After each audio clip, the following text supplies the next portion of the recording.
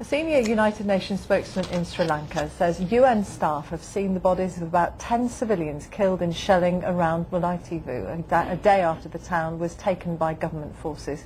Gordon Weiss said that many more were injured, although it wasn't clear which side the shells had come from. It follows the capture of the former rebel stronghold, and the government claims that their 25-year civil war with Tamil separatists was nearing an end. Joining me now from New York is Ambassador HMGS Paliakara, Sri Lankan permanent representative to the United Nations and a former Foreign Secretary of Sri Lanka. Ambassador, thank you very much for joining us. Could it be that, given the Tamil Tigers say they will fight on and that it's only malicious propaganda that their leader has fled, that the Sri Lankan army has spoken too soon about the gains they've made? There were reports about this leader, Tamil Tiger leader, Velupillai Prabhakaran leaving the country.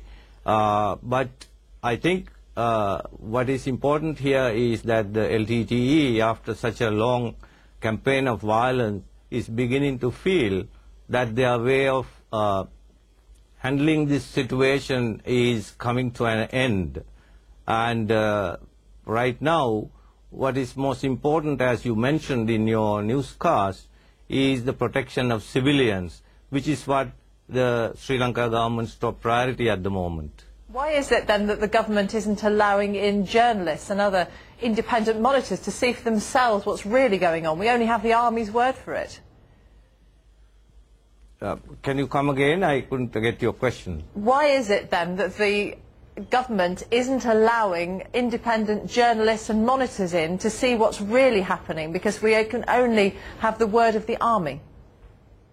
Actually, the UN humanitarian agencies and the ICRC are in one knee, and they are monitoring the situation.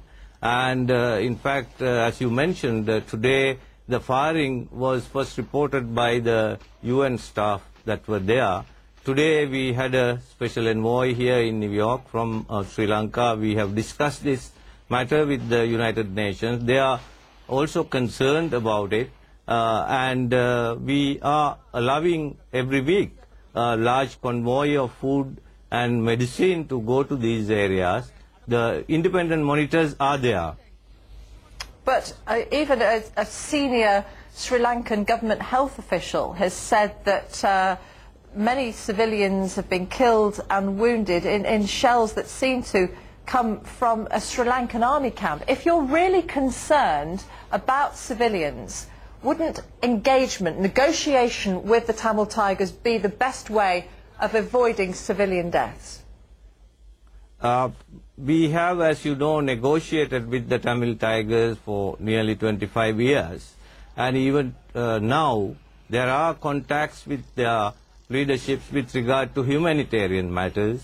And in fact, we have discussed this today with the United Nations here, as I told you.